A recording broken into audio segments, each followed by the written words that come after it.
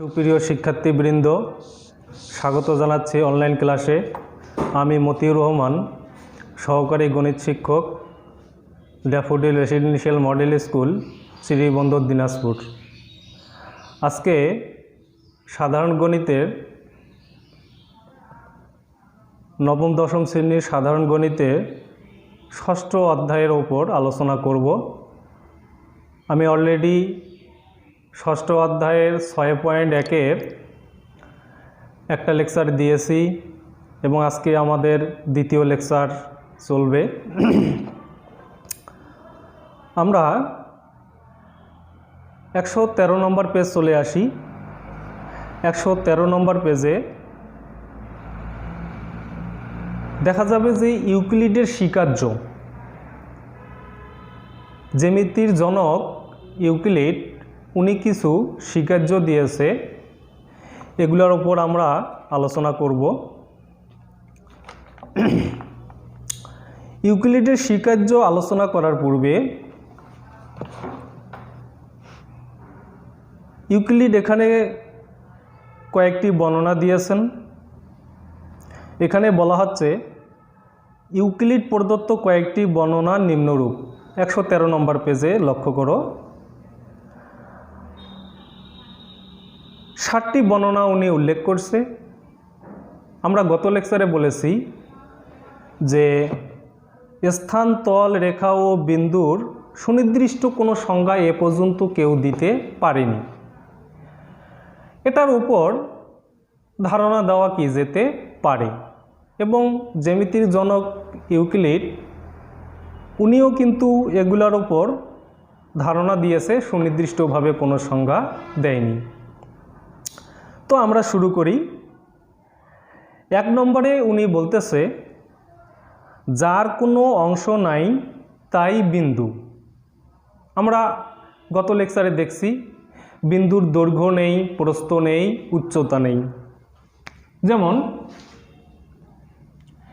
এটা হচ্ছে একটা বিন্দু, এটার দৈর্ঘ্য, প্রস্থ এবং কি উচ্চতা কিছুই নেই, অর্থাৎ এটার কোনো অংশ নেই, শুধু কি রয়েছে, অবস্থান রয়েছে। তাহলে ইউক্লিড বলতেছে যার কোনো অংশ নাই তাই হচ্ছে বিন্দু। 2 নম্বর আসি, রেখার প্রান্তবিন্দু নাই। প্রান্তবিন্দু মানে, প্রান্ত মানে শেষ, শেষের বিন্দু। অর্থাৎ আমরা যদি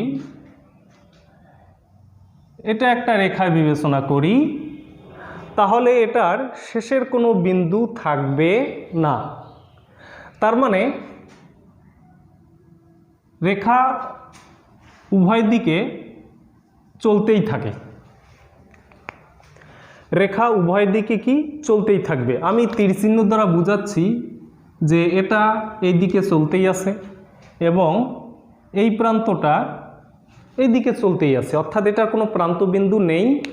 হ্যাঁ, ওই কথাটাই বলা হচ্ছে যে রেখার প্রান্তবিন্দু নেই, অর্থাৎ রেখার কোনো শেষের কোনো বিন্দু নেই, এটা চলতেই আছে, চলতেই থাকবে অসীম পর্যন্ত, এটার কোনো প্রান্তবিন্দু নেই। 3 নম্বর আসি, যার কেবল দৈর্ঘ্য আছে কিন্তু প্রস্থ ও উচ্চতা নাই তাই রেখা। 2 নম্বরে রেখার একটা বৈশিষ্ট্য বলছে। 3 নম্বরে আরও একটা বৈশিষ্ট্য বলছে, যার কেবল দৈর্ঘ্য আছে কিন্তু প্রস্থ উচ্চতা নাই তাই রেখা। তাহলে এই রেখাটার শুধু দৈর্ঘ্য রয়েছে, এটার প্রস্থ কিংবা উচ্চতা কোনোটাই কি নেই, এটার শুধু কি রয়েছে, দৈর্ঘ্য রয়েছে। যদি প্রস্থ এটা বিবেচনা করি, প্রস্থ নেই। আবার উচ্চতা যদি আমরা উপরের দিকে উচ্চতা বিবেচনা করি, উচ্চতাও এই রেখাটার কি নেই। তাহলে রেখার শুধু কি রয়েছে, দৈর্ঘ্য রয়েছে, প্রস্থ কিংবা উচ্চতা নেই। এবার আসি 4 নম্বর, যে রেখার উপস্থিত বিন্দুগুলো একই বরাবরে থাকে তাই সরলরেখা। রেখা কিন্তু 2 প্রকার, একটা হচ্ছে সরল রেখা আর একটা হচ্ছে কি বক্ররেখা। হ্যাঁ, আমরা একটু লক্ষ্য করি, এটা হচ্ছে সরল রেখা আর এইটা হচ্ছে বক্ররেখা।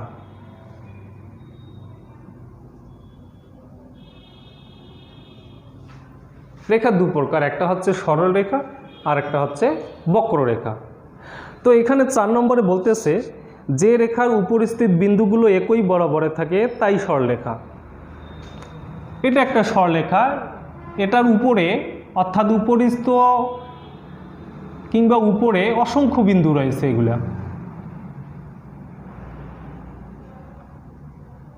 এগুলা লক্ষ লক্ষ বিন্দু বিবেচনা করা যাবে। তাহলে যে রেখার উপস্থিত বিন্দুগুলো একই বরাবরে থাকে, এই বিন্দুগুলা যদি একই বরাবরে থাকে, হ্যাঁ, তাই হবে কি সরলরেখা। 5 নম্বর আসি, যার কেবল দৈর্ঘ্য প্রস্থ আছে তাই হচ্ছে কি তল। তাহলে তল হচ্ছে এই রকম,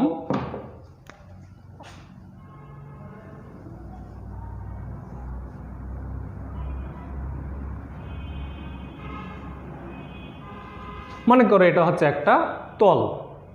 তলের কি রয়েছে? দৈর্ঘ্য রয়েছে এবং প্রস্থ রয়েছে। হ্যাঁ, এটার কিন্তু কি উচ্চতা নেই। তাহলে তলের দৈর্ঘ্য রয়েছে, প্রস্থ রয়েছে, এটার কোনো উচ্চতা অর্থাৎ উপরের দিকে যে উচ্চতা থাকে সেটা নেই। তাহলে যার কেবল দৈর্ঘ্য প্রস্থ আছে তাই হচ্ছে কি তল। 6 নম্বর আসি, তলের প্রান্ত হলো রেখা। যদি আমরা তলটা বিবেচনা করি, হ্যাঁ, যদি প্রান্ত অর্থাৎ শেষের দিকে বিবেচনা করো তাহলে এটা একটা রেখা। আবার এই দিকে যদি এটা যদি শেষের দিকে এখানে বিবেচনা করো, এটা একটা রেখা। আবার এই রেখার যদি শেষের দিকে বিবেচনা করো তাহলে এটা একটা কি রেখা। তাহলে তলের প্রান্ত হলো কি রেখা। আচ্ছা, এবার আসি 7 নম্বর, যে তলের সরলরেখাগুলো তার উপর সমভাবে থাকে তাই সমতল। সমতল কাকে বলে? যে তলের সরলরেখাগুলো, তাহলে এটা যদি একটা তল হয়, এই যে রেখাগুলো সরলরেখাগুলো যদি সমভাবে থাকে, এখানে আমরা আরও রেখা বিবেচনা করতে পারি। এখান থেকে এটা, এখান থেকে এটা, আরও আমরা অসংখ্য রেখা বিবেচনা করতে পারি। যদি এই 1 2 3 4 5 এবং 6, এখানে আরও রেখা বিবেচনা করা যাবে এই দিক দিয়ে আবার এই দিক দিয়ে। যদি এই রেখাগুলো সমভাবে থাকে, হ্যাঁ, সেটা হবে আমাদের কি সমতল। তাহলে এখানে ইউক্লিড যে 7টি বর্ণনা দিয়েছে, এই 7টি বর্ণনা খুব ভালো করে আয়ত্ত করে রাখবে, কারণ এগুলো পরীক্ষায় নৈর্ব্যক্তিক হিসাবে আসে। হ্যাঁ, 6.1 থেকে সৃজনশীল আসবে না, কিন্তু বহু নির্বাচনী আসবে। সুতরাং এই 7টা ইউক্লিডের এই 7টি বর্ণনা খুব ভালোভাবে আয়ত্ত করতে হবে। আমরা এবার 114 নম্বর পেজ চলে আসি। হ্যাঁ, ইউক্লিডের স্বীকার্য। ইউক্লিডের স্বীকার্য হচ্ছে 5টি। আমরা প্রথমে জেনে নিব স্বীকার্য কি। স্বীকার্য কি সেটা আমরা জেনে নিব। স্বীকার্য হচ্ছে যে প্রমাণ ছাড়া কোনো বাক্য সত্য বলে ধরে নিয়ে অন্য কিছু প্রমাণ করা শুরু করলে তাকে আমরা স্বীকার্য বা প্রকল্প বলবো। তাহলে প্রমাণ ছাড়া কোনো বাক্য সত্য বলে ধরে নিয়ে অন্য কিছু প্রমাণ করা শুরু করলে তাকে আমরা স্বীকার্য বা প্রকল্প বলবো। অর্থাৎ যেমন ইউক্লিড বলেছে যে স্বীকার্য 1 যদি আমরা দেখি, যে একটি বিন্দু থেকে অন্য একটি বিন্দু পর্যন্ত একটি সরলরেখা কি আঁকা যায়, এটা হচ্ছে স্বীকার্য 1। অর্থাৎ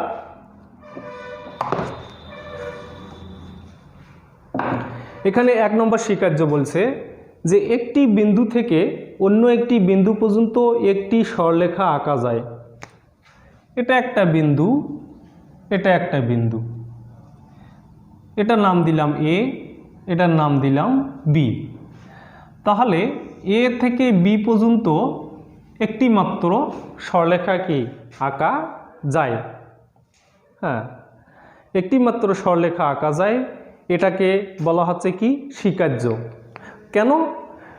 এটার ইউক্লিড এটার কোনো কি প্রমাণ দিতে পারেনি, অর্থাৎ প্রমাণ ছাড়াই এই বাক্যগুলোকে সত্য বলে ধরে নেওয়া হচ্ছে, এই জন্য এগুলোকে বলা হচ্ছে স্বীকার্য।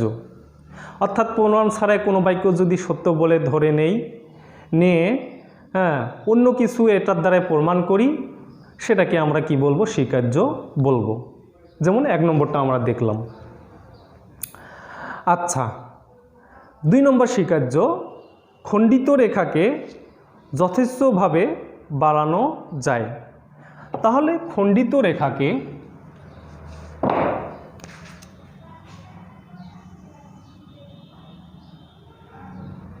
এটা একটা মনে করো রেখা, খণ্ডিত রেখাকে যদি এখানে আমি 2 ভাগে বিভক্ত করি, এটা কি করা যাবে? যথেষ্টভাবে বাড়ানো যাবে, অর্থাৎ ইচ্ছা মতো এটাকে আমরা কি করতে পারবো? রেখাটাকে আমরা ইচ্ছা মতো এই দিকে কি বাড়াইতে পারবো, যত দূরে ইচ্ছা আমরা এটাকে বাড়াইতে পারবো। কারণ রেখার তো কি প্রান্তবিন্দু নেই, এটাকে যত দূরে ইচ্ছা আমরা বাড়াইতে পারবো, আবার এটাকেও যত দূর ইচ্ছা আমরা এটা কি নিয়ে যেতে পারবো। 3 নম্বর আসি, যে কোনো কেন্দ্র ও যে কোনো ব্যাসার্ধ নিয়ে বৃত্ত আঁকা যায়। হ্যাঁ, বৃত্ত আমরা যে কোনো কেন্দ্র এবং যে কোনো ব্যাসার্ধ নিয়ে আঁকতে পারি। যেমন এটা যদি কেন্দ্র হয়, এটাকে কেন্দ্র করে যে কোনো ব্যাসার্ধ নিয়ে তুমি বৃত্ত আঁকতে পারবে। কেন্দ্র মনে করো যে কোনো ব্যাসার্ধ, মনে করো এটা 3 সেন্টিমিটার, 3 সেন্টিমিটার ব্যাসার্ধ নিয়ে তুমি একটা বৃত্ত আঁকতে পারবে। আবার যে কোনো কেন্দ্র নিয়ে তুমি কি বৃত্ত আঁকতে পারবে, ওই কথাটাই বলা হচ্ছে। আচ্ছা, এখানে আরেকটা উদাহরণ দেখা যেতে পারে। মনে করো কেন্দ্র এ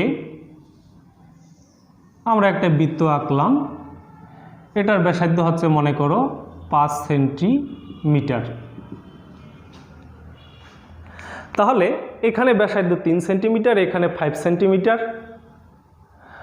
তাহলে আমরা বুঝতে পারতেছি যে কোনো কেন্দ্র এবং যে কোনো ব্যাসার্ধ নিয়েই বৃত্ত আঁকা যাবে।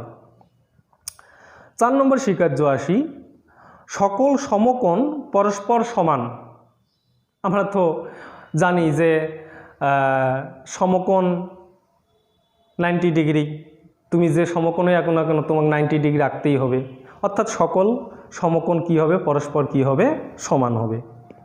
এবার আসি স্বীকার্য 5,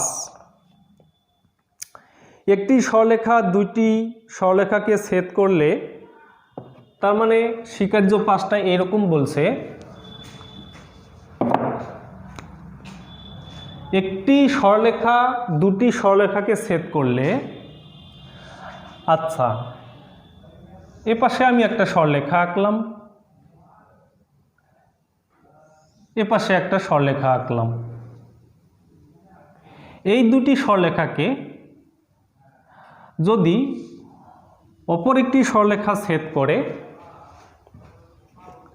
একটি সরলরেখা 2টি সরলরেখাকে ছেদ করলে, এই সরলরেখাটা যদি এই 2টো সরলরেখাকে ছেদ করে এবং ছেদকের একই পাশে অন্তস্থ কোণের সমষ্টি 2 সমকোণের চেয়ে কম হলে, ছেদকের একই পাশের, তো এটা ছেদক রেখা, একই পাশে মানে এই পাশে ধরলাম, এই পাশে কোণ 2টা সমষ্টি যদি 2 সমকোণের চেয়ে কম হলে, মানে এই 2টা সমষ্টি যদি 2 সমকোণের চেয়ে কম হয়, রেখা 2টিকে যথেষ্টভাবে বর্ধিত করলে, যদি এই রেখা 2টাকে যথেষ্টভাবে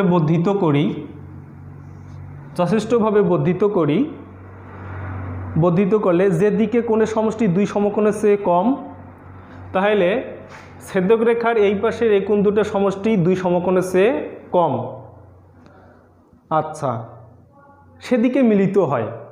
তাহলে ছেদক রেখার এই পাশের অন্তস্থ কোণ দুইটা যেহেতু 90 ডিগ্রির কম, সেই দিকে রেখা দুটো যথেষ্টভাবে যদি বর্ধিত করি সেই দিকে কি হবে? মিলিত হবে। কিন্তু এই দিকে কি মিলিত হবে না, কারণ এই কোণ দুটো সমষ্টি, এই কোণ দুটো সমষ্টি, এই কোণ দুটোর সমষ্টি কত হবে? 90 ডিগ্রির চেয়ে কি হবে? হ্যাঁ, অর্থাৎ 180 ডিগ্রির চেয়ে কি হবে? বেশি হবে। এই জন্য এই রেখা দুটো বর্ধিত করলে এরা কি হবে না? মিলিত হবে না। কারণ ওরা বলছে যে ছেদক রেখার অন্তস্থ কোণ দুটি সমষ্টি 90 ডিগ্রির চেয়ে কম হলে রেখা দুটাকে যদি বাড়ানো যায়, হ্যাঁ, ইচ্ছা মতো যদি বাড়ানো যায় কিংবা বর্ধিত করা যায়, তাহলে সেই দিকেই কি হবে? মিলিত হয়। এটা গেল স্বীকার্য কত? 5। ইউক্লিড এই 5টি স্বীকার্য দিয়েছে, সুতরাং এই 5টি স্বীকার্য খুব ভালোভাবে কি আয়ত্ত করতে হবে। এইবার আমি আসি সমতল জ্যামিতি। সমতল জ্যামিতিতে আমরা 8টা স্বীকার্য পাব। 8টা স্বীকার্যের মধ্যে 1 থেকে 5 নম্বর স্বীকার্যকে বলা হচ্ছে আপতন স্বীকার্য। 1 থেকে 5 নম্বর স্বীকার্যকে বলা হচ্ছে আপতন স্বীকার্য। 6 নম্বরটাকে বলা হচ্ছে দূরত্বের স্বীকার্য। 7 নম্বরকে বলা হচ্ছে রুলার স্বীকার্য এবং 8 নম্বরকে বলা হচ্ছে রুলার স্থাপন স্বীকার্য। 8টি স্বীকার্য রয়েছে, তো আমরা এগুলো ধারাবাহিকভাবে আলোচনা করব। প্রথমে আসি 1 নম্বর স্বীকার্য। 1 নম্বর স্বীকার্য বলা হচ্ছে জগৎ স্পেস সকল বিন্দুর সেট এবং সমতল ও সরলরেখা এই সেটের কি? উপসেট। সেট তোমরা নিশ্চয়ই জানো যে বাস্তব বা চিন্তা জগতের সুসংজ্ঞায়িত বস্তুর সংগ্রহকে কি বলে? সেট বলে। তাহলে সম্পূর্ণ জগৎটা অর্থাৎ সম্পূর্ণ বিশ্বটাকে যদি আমি সেট বিবেচনা করি এবং এই বিশ্বে যত সব মানুষ আছে, মানুষগুলোকে যদি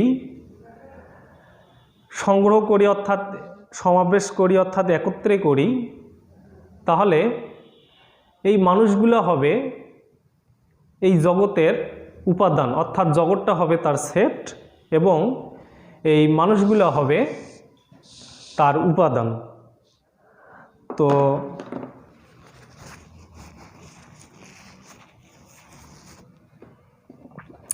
এখন এই মানুষ যদি কালো মানুষ এবং ফর্সা মানুষগুলোকে যদি পৃথক পৃথক করা হয়, তাহলে কালো মানুষগুলা হবে হ্যাঁ এই সেটের উপসেট এবং ফর্সা মানুষগুলো হবে এই সেটের আরেকটি উপসেট। সেই রকম এখানে বলা হচ্ছে জগৎ সকল বিন্দুর সেট। আচ্ছা, এবং সমতল ও সরলরেখা এই সেটের কি হবে? উপসেট হবে।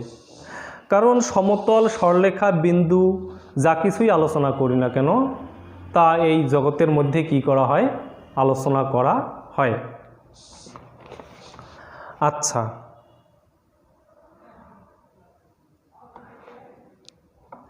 এইবার আমরা আসি স্বীকার্য 2। দুটি ভিন্ন বিন্দুর জন্য একটি ও কেবল একটি সরলরেখা আছে যাতে উভয় বিন্দু অবস্থিত।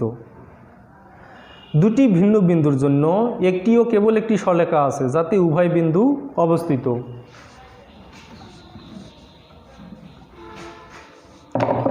দুটি ভিন্ন বিন্দু আমি বিবেচনা করলাম, এ একটা বিন্দু এবং বি একটা বিন্দু।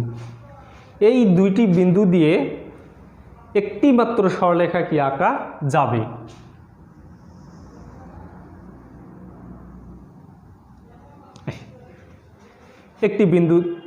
দুটি বিন্দু দিয়ে কেবলমাত্র একটি সরলরেখা কি আঁকা যায়? অনেক সময় পরীক্ষায় আসে যে দুটি বিন্দু দিয়ে কয়টি সরলরেখা আঁকা যেতে পারে? কেবলমাত্র একটি সরলরেখায় কি হবে, আঁকা যাবে। এই জন্য ওরা বলতেছে যে দুটি ভিন্ন বিন্দুর জন্য একটিও কেবল একটি সরলরেখা আছে যাতে উভয় বিন্দু অবস্থিত। এই রেখাটার উপরে এই বিন্দু দুটো কি হবে, অবস্থিত হবে। 3 নম্বর স্বীকার্য আসি। একই সরলরেখায় অবস্থিত নয় এমন তিনটি ভিন্ন বিন্দুর জন্য একটিও কেবল একটি সমতল আছে যাতে বিন্দু তিনটি অবস্থিত। তাহলে আমি তিনটি বিন্দু বিবেচনা করব। এখানে এ একটা বিন্দু বিবেচনা করলাম, বি একটা বিন্দু বিবেচনা করলাম, এখানে সি একটা বিন্দু বিবেচনা করলাম। একই সরলরেখায় অবস্থিত নয় এমন তিনটি ভিন্ন বিন্দুর জন্য, তাহলে এই বিন্দু তিনটা কিন্তু একই সরলরেখায় অবস্থিত নয়। একটিও কেবল একটি সমতল আছে, তাহলে এই বিন্দু তিনটি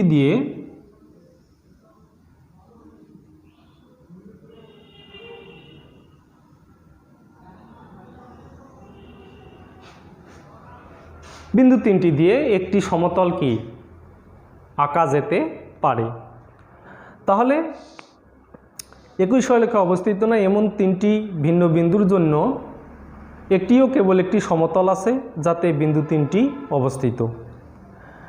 4 নম্বর স্বীকার্য আসি। কোনো সমতলের দুইটি ভিন্ন বিন্দু দিয়ে যায় এমন সরলরেখা ওই সমতলে অবস্থিত। আচ্ছা, তাহলে 4টি বিন্দু দিয়ে যায় আমরা যদি একটা সরলরেখা বিবেচনা করি, মনে করি এ একটা বিন্দু, বি একটা বিন্দু, সি একটা বিন্দু, ডি একটা বিন্দু। 4টি বিন্দু দিয়ে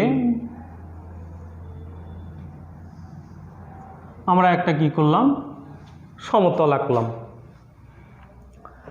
4 নম্বর স্বীকার্য বলা হচ্ছে কোনো সমতলের দুটি ভিন্ন বিন্দু দিয়ে যায়, তাহলে এটা একটা সমতল, এই সমতলের দুটি ভিন্ন বিন্দু দিয়ে যায়, বি এবং ডি দুটি ভিন্ন বিন্দু, এ এবং সি দুটি ভিন্ন বিন্দু, দুটি ভিন্ন বিন্দু দিয়ে যায় এমন সরলরেখা ওই সমতলে অবস্থিত। এখানে যে দুটো সরলরেখা আমি আঁকলাম, এই সরলরেখাগুলো কি হবে, এই সমতলে কি হবে, অবস্থিত হবে। এবার আসি স্বীকার্য 5। ক নম্বর, জগতে একাধিক সমতল বিদ্যমান। এটা তোমরা নিশ্চয়ই বুঝতে পারতেছ। খ নম্বর, প্রত্যেক সমতলে একাধিক সরলরেখা অবস্থিত। হ্যাঁ, দেখো এটা যদি একটা সমতল হয় তাহলে এখানে একাধিক সরলরেখা অবস্থিত হবে। এটা একটা সরলরেখা, এটা একটা রেখা। এখানে মনে করো এই বিন্দু আর এখানে আরেকটা যদি বিন্দু বিবেচনা করি ই এবং এফ, এখানে আরও সরলরেখা বিবেচনা করা যেতে পারে। তাহলে প্রত্যেক সমতলে একাধিক সরলরেখা অবস্থিত। গ নম্বর, প্রত্যেক সরলরেখার বিন্দুসমূহ এবং বাস্তব সংখ্যাসমূহকে, আচ্ছা প্রত্যেক সরলরেখার বিন্দুসমূহ, 5-এর গ নম্বর স্বীকার্য আমরা চলে আসি। প্রত্যেক সরলরেখার বিন্দুসমূহ, আমি একটা সরলরেখা বিবেচনা করলাম এবং এখানে দুটো বিন্দু বিবেচনা করলাম, একটা এ আর একটা হচ্ছে বি। প্রত্যেক সরলরেখার বিন্দুসমূহ, এটা একটা সরলরেখা, আমি দুটো বিন্দু বিবেচনা করলাম এ এবং বি, এবং বাস্তব সংখ্যাসমূহকে এমনভাবে সম্পর্কিত করা যায় যেন বাস্তব সংখ্যাসমূহকে, আমি এই রেখাটা অনুযায়ী এখানে আমি আরেকটি রেখা বিবেচনা করলাম, এই রেখাতে আমি বাস্তব সংখ্যা আমি দেখাইলাম। মনে করো এটা 0,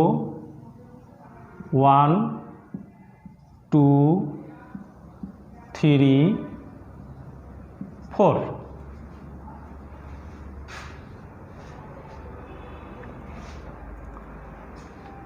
এই রেখাটাতে আমি বাস্তব সংখ্যা দেখাইছি, এই রেখাটাতে দুটা বিন্দু আমি বিবেচনা করলাম।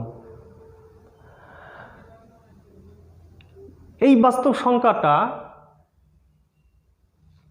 এই বিন্দুটা যদি আমি এখানে বিবেচনা করি এবং বি বিন্দুটা যদি আমি এইখানে বিবেচনা করি,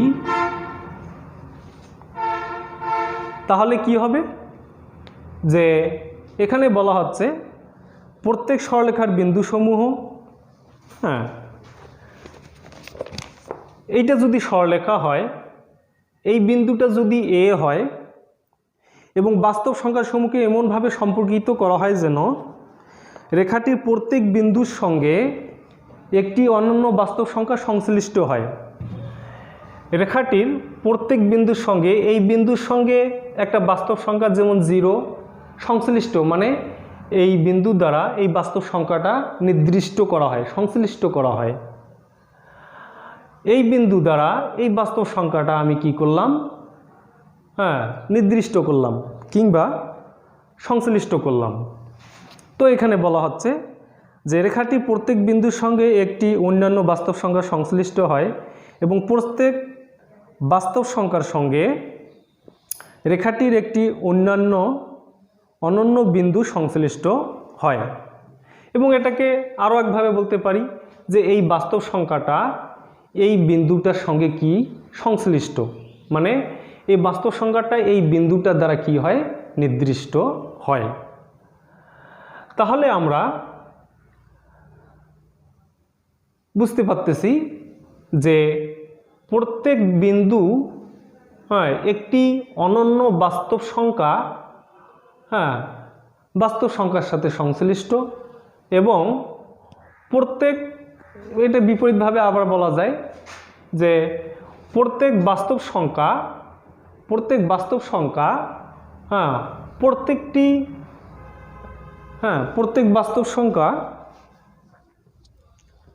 প্রত্যেক বাস্তব সংখ্যার সঙ্গে রেখাটির একটি অনন্য বিন্দু সংশ্লিষ্ট হয়, অর্থাৎ ওই বাস্তব সংখ্যাটা ওই বিন্দু দ্বারা কি হয়, নির্দিষ্টভাবে নির্দেশ করা হয়। আচ্ছা, এবার আমরা আসি স্বীকার্য 6।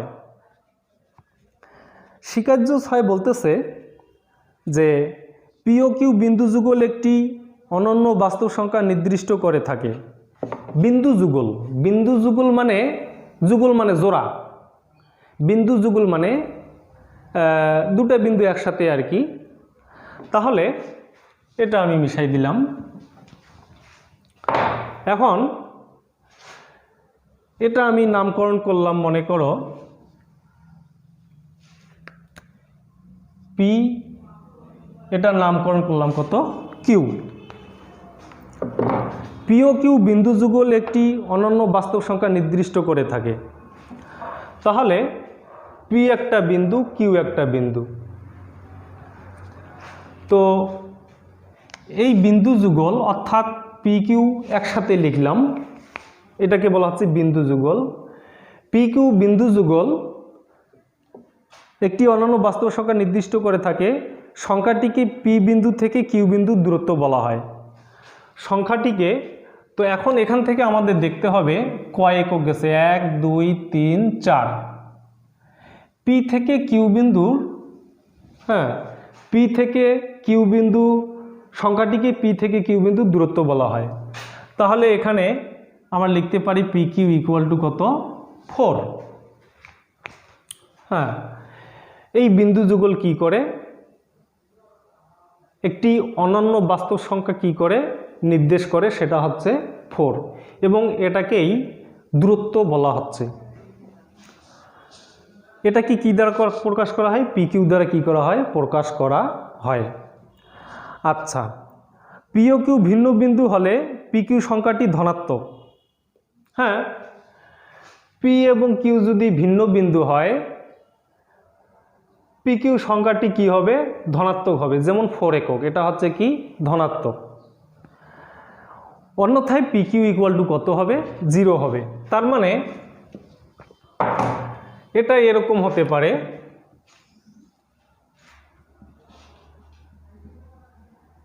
মনে করো এটা পি, এটা হচ্ছে কিউ। এটা মনে করো 4 একক। এখন এটা মনে করো কিউ বিন্দুটা এইখানে তুমি যদি বিবেচনা করো, দূরত্বটা কি হয়ে গেল, ছোট হয়ে গেল। আবার যদি কিউ বিন্দুটা এখানে বিবেচনা করো, দূরত্বটা কি হয়ে গেল, ছোট হয়ে গেল। এই দুটো বিন্দু কিন্তু ভিন্ন ভিন্ন অবস্থায় আছে। আস্তে আস্তে এটা যখন কাছে আসতেছে, আস্তে আস্তে এক সময় মনে করো এই বিন্দুটা আস্তে আস্তে এখানে, এই বিন্দুতে কিউ বিন্দুটা কি করলাম, এখানে কিউ বিন্দুটা পরিণত হলো, অর্থাৎ পি বিন্দুতে কিউ বিন্দুটা পরিণত হলো। তাহলে এখানে দেখা যাচ্ছে এই বিন্দুটা কিন্তু একই বিন্দু, পি এবং কিউ কি একই। যেহেতু এখানে পি এবং কিউ একই বিন্দু, সুতরাং এদের মধ্যে কোনো দূরত্ব নেই। তার মানে পি কিউ ইকুয়াল টু কত হবে, 0 হবে। এখানে বলা হচ্ছে যে পি ও কিউ ভিন্ন বিন্দু হলে পি কিউ সংখ্যাটি ধনাত্মক। যদি পি এবং কিউ ভিন্ন বিন্দু হয় তাহলে পি কিউ ইকুয়াল টু আমরা পাইছি কত, 4 একক। কিন্তু পি এবং কিউ যদি ভিন্ন বিন্দু না হয়, একই বিন্দু হয়, যেমন এখানে পি এবং কিউ বিন্দু একই বিন্দু, সেক্ষেত্রে পি কিউ ইকুয়াল টু কী হবে, 0 হবে। এইবার আসি আমরা গ নম্বর। পি থেকে কিউ এর দূরত্ব এবং কিউ থেকে পি এর দূরত্ব একই, অর্থাৎ এইখানে পি থেকে কিউ এর দূরত্ব এবং কিউ থেকে পি এর দূরত্ব উভয়টাই আমাদের কয় একক, 4 একক। 1 2 3 4। এপাশ থেকেও আমাদের 4 একক, এপাশ থেকেও কয় একক, 4 একক।